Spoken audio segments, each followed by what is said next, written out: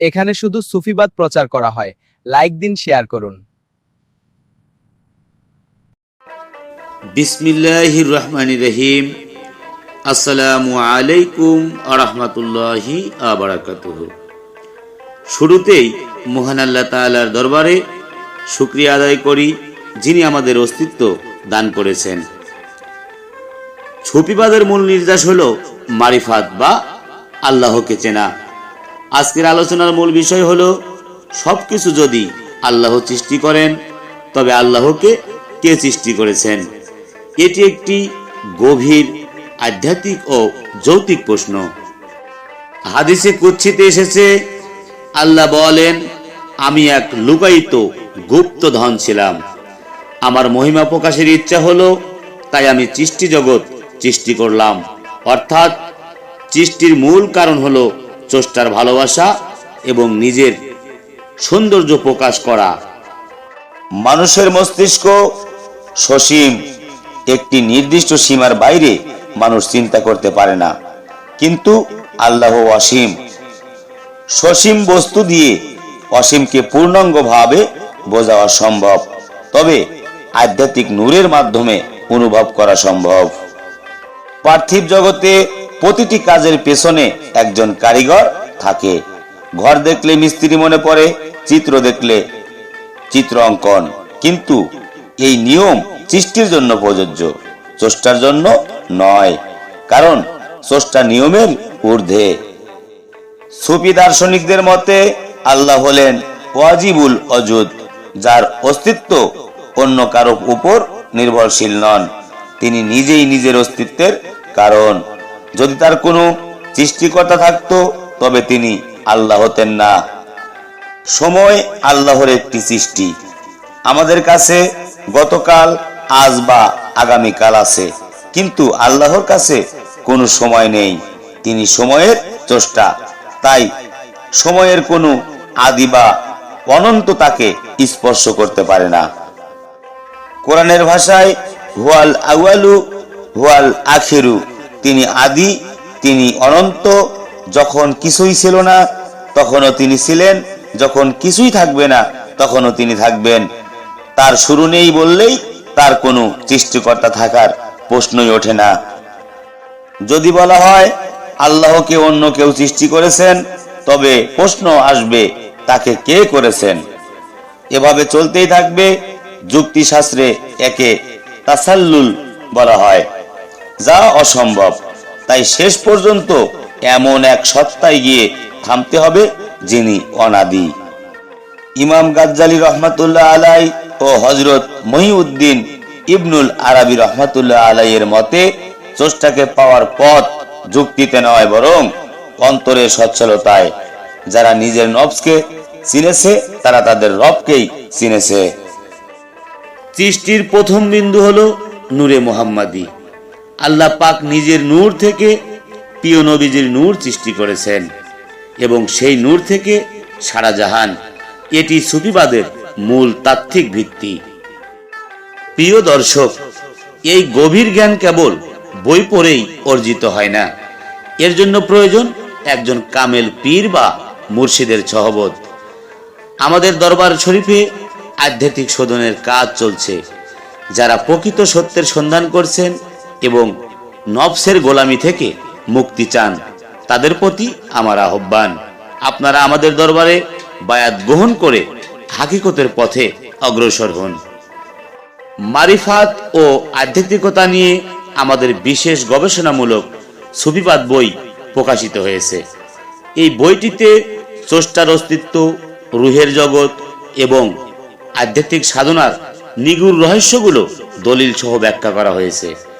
যারা তথ্যজ্ঞানে সমৃদ্ধ হতে চান তারা আজই আমাদের সাথে যোগাযোগ করে বইটি সংগ্রহ করুন। সুলতানুল হিন্দ খাজা মঈনুদ্দিন চিশতি রহমাতুল্লাহ এর প্রচারিত চিশতিয়া তরিকার মাধ্যমে আমরা মানবতার সেবা ও আধ্যাত্মিক প্রচার চালিয়ে যাচ্ছি। সুফি সেবা ফাউন্ডেশনের সদস্য হয়ে আপনিও এই মহৎ খেজমতে অংশ নিতে পারেন। সদস্য হওয়ার নিয়মাবলী ডেসক্রিপশনে দেয়া আছে। আল্লাহ হলেন সূর্যের মতো। সূর্যের আলো যখন আয়নায় পড়ে, আয়না উজ্জ্বল হয়।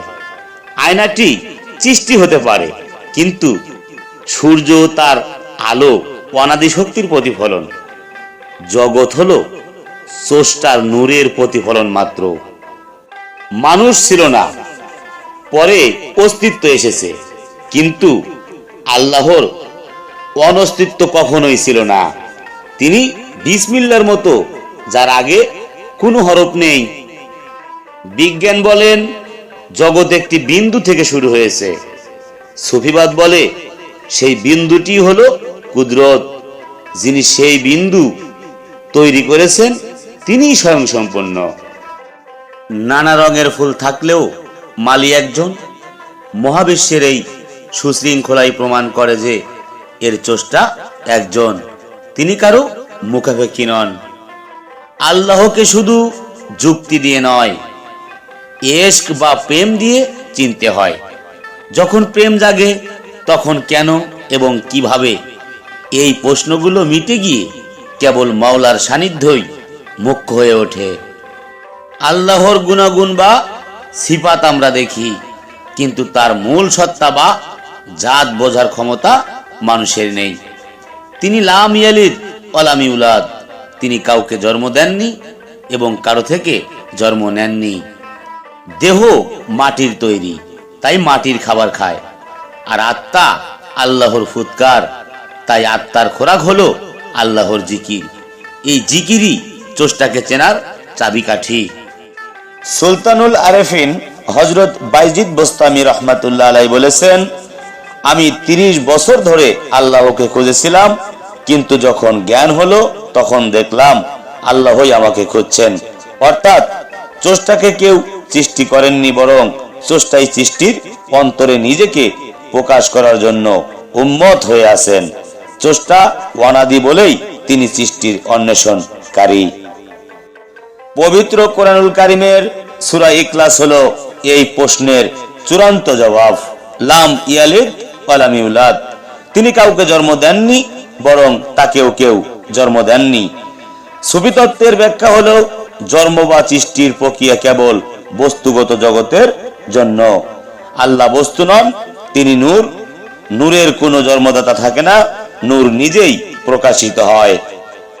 আল্লাহ যখন কিছু সৃষ্টি করতে চান তখন কোন বলে আর অমনিতেই হয়ে যায়। সুফি দর্শনে প্রশ্ন করা হয়, এই কোন শব্দটি কার? এটি স্বয়ং স্রষ্টার অনাদি ইচ্ছার বহিঃপ্রকাশ। যার ইচ্ছায় সব সৃষ্টি হয়, তার ইচ্ছার উপর অন্য কারো নিয়ন্ত্রণ থাকা অসম্ভব, তাই তিনি স্বয়ংসম্পূর্ণ। মাওলা আলী রাদিয়াল্লাহু তাআলা আনহুকে একবার জিজ্ঞাসা করা হয়েছিল, আপনি কি আপনার রবকে দেখেছেন? তিনি বলেছিলেন, যাকে দেখি নাই তার ইবাদত করি না। তবে তিনি এও বলেছিলেন, চোখ দিয়ে নয়, হৃদয়ের নূর দিয়ে তাকে দেখেছি। এই উক্তি প্রমাণ করে স্রষ্টা সৃষ্টির ঊর্ধ্বের এক জ্যোতিষময় সত্তা, যাকে সৃষ্টির মানবদ্বন্দ্বে বিচার করা মূর্খতা। রাসূল পাক সাল্লাল্লাহু আলাইহি সাল্লামের মাধ্যমে আল্লাহ আমাদের জানিয়েছেন, আমি ছিলাম একটি গোপন ভান্ডার, আমি ভালোবাসলাম যে আমি পরিচিত হই। এখানে ভালোবাসা বা ইশক হলো সৃষ্টির মূল। ভালোবাসা কখনো সৃষ্টি হয় না, এটি স্রষ্টার চিরোদ গুণ। এই গুণটি প্রমাণ করে স্রষ্টা সর্বদা ছিলেন এবং থাকবেন। ইমাম গাজ্জালী রাহমাতুল্লাহ আলাইহি তার ইয়াহুদ উলুমুদ্দিন কিতাবে বলেছেন, কোনো কিছু সৃষ্টি করতে গেলে তার আগে একটি ইচ্ছার প্রয়োজন। এখন স্রষ্টাকে যদি কেউ সৃষ্টি করত, তবে সেই সৃষ্টিকর্তারও একজন সৃষ্টিকর্তা লাগতো। এভাবে চললে মহাবিশ্ব কোনোদিনও অস্তিত্ব পেত না। সেহেতু মহাবিশ্ব আছে, সেহেতু এর শুরুতে এমন একজন আছেন যার কোনো শুরু নেই। মাওলানা রুমি রহমাতুল্লাহ আলাইহি বলেছেন, তুমি সাগরের একটি বিন্দু নও, তুমি বিন্দুর মাঝে একটি পুরো সাগর। স্রষ্টা আমাদের অন্তরে এমন ভাবে আছেন যা সৃষ্টির সংজ্ঞায় পড়ে না। তিনি আকরাবু মিন হাবলিল ওয়ারিদ, আমাদের ঘাড়ের শাহরগের চেয়েও কাছে, যা এত কাছে তা বাইরের সৃষ্টি হিসেবে খোঁজা একদম ভুল। সৃষ্টির জন্য স্থানের প্রয়োজন হয়, কিন্তু আল্লাহ লা মাকান বা স্থানাতীত। সৃষ্টির আগে কোনো স্থান ছিল না, সময় ছিল না। তিনি স্থান ও কাল সৃষ্টি করেছেন। তাকে কোনো স্থানে বা সময়ের ফ্রেমে বন্দী করে সৃষ্টি করা সম্ভব নয়। তিনি স্থান সৃষ্টির আগেই ছিলেন। হাদিস শরীফে এসেছে, আউয়ালুমা খালাকাল্লাহু নূরি, আল্লাহ সর্বপ্রথম আমার নবীজির নূর সৃষ্টি করেছেন। এই নূর হলো স্রষ্টা এবং সৃষ্টির মধ্যবর্তী পর্দা। আল্লাহ নিজের নূর থেকে এই নূরের প্রকাশ করেছেন, যা কোনো জাগতিক জন্ম নয়, বরং আত্মপ্রকাশ।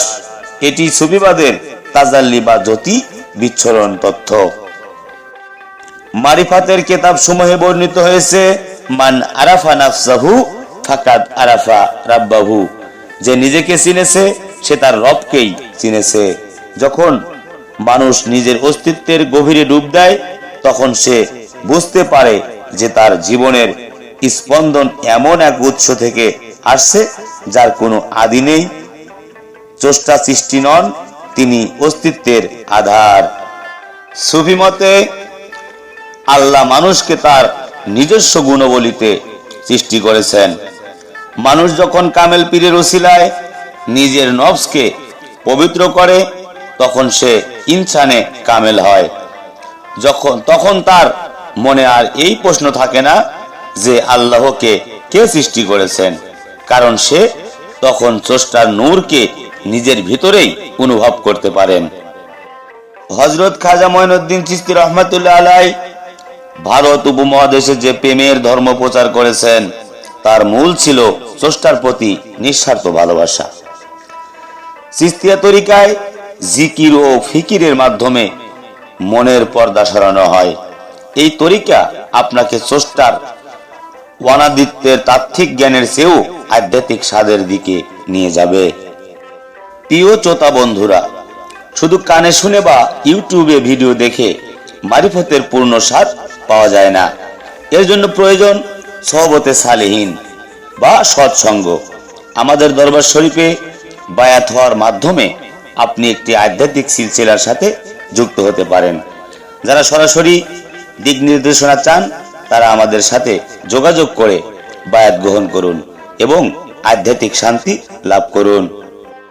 আজকের আলোচনায় অনেক গভীর বিষয় সংক্ষেপে বলা হয়েছে। এই বিষয়গুলো আরো বিস্তারিতভাবে ও দালিলিকভাবে জানতে আমাদের দরবার থেকে প্রকাশিত সুফিবাদ ও সৃষ্টির হাকিকত বইটি পড়ুন।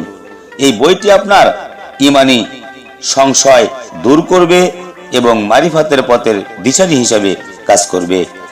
ডেসক্রিপশনে বই অর্ডার করার লিংক ও ফোন নাম্বার দেয়া আছে। আমরা কেবল আধ্যাত্মিকতা নয়, মানবতার সেবায়ও নিয়োজিত। সুফি সেবা ফাউন্ডেশনের মাধ্যমে আমরা এতিম, অসহায় ও গরিব মানুষের সেবা করছি এবং চিশতিয়া তরিকার আস্তানাগুলোর উন্নয়ন করছি। এই খিদমতে অংশ নেওয়া মানে হলো স্রষ্টার সৃষ্টির সেবা করা। আপনারা এই ফাউন্ডেশনের সদস্য হয়ে নিজের আমল নামায় সওয়াবে জারিয়া যুক্ত করুন। আলোচনার সারাংশ হলো, সৃষ্টির ধর্ম হলো ধ্বংস হওয়া এবং পরিবর্তন হওয়া, কিন্তু স্রষ্টা অপরিবর্তনীয়। যা অপরিবর্তনীয় তার কোনো শুরু বা শেষ থাকে না। তাই স্রষ্টাকে কে সৃষ্টি করেছে, এই প্রশ্নটি মূলত একটি বিভ্রান্তি, কারণ স্রষ্টা সৃষ্টির সংজ্ঞার মধ্যেই পড়ে না। হাদিসে এসেছে, শয়তান মানুষের মনে নানা প্রশ্ন জাগায়, এমনকি এক পর্যায়ে প্রশ্ন করে আল্লাহকে কে সৃষ্টি করেছে। রাসূল সাল্লাল্লাহু আলাইহি সাল্লাম বলেছেন, যখন এমন প্রশ্ন মনে আসবে তখন বলবে, আমানতু বিল্লাহি ওয়া রাসূলিহি, আমি আল্লাহ ও তার রাসূলের প্রতি ঈমান আনলাম, এবং বিতাড়িত শয়তান থেকে আশ্রয় চাইবে। এটি একটি মানসিক ও আধ্যাত্মিক পরীক্ষা। এই পথটি দীর্ঘ, একদিনে সব রহস্য উন্মোচিত হয় না। ধৈর্য করে জিকির ও মুর্শিদের আনুগত্য থাকলে একদিন আপনার অন্তরে সেই নূরের প্রতিফলন ঘটবে। তখন আপনি নিজেই স্রষ্টার অনাদিত্যের সাক্ষী হয়ে যাবেন। যুক্তির চেয়ে অনুভূতি তখন বড় হয়ে দাঁড়াবে। আল্লাহ তাআলা আমাদের সবাইকে হক কথা বোঝার ও আমল করার তৌফিক দান করুন। আমাদের অন্তরকে কুফর ও শিরিকের অন্ধকার থেকে মুক্ত করে মারিফতের নূরে আলোকিত করুন। আমিন। যারা এই পথে চলতে চান তাদের জন্য আমাদের দরবারের দরজা সব সময় খোলা।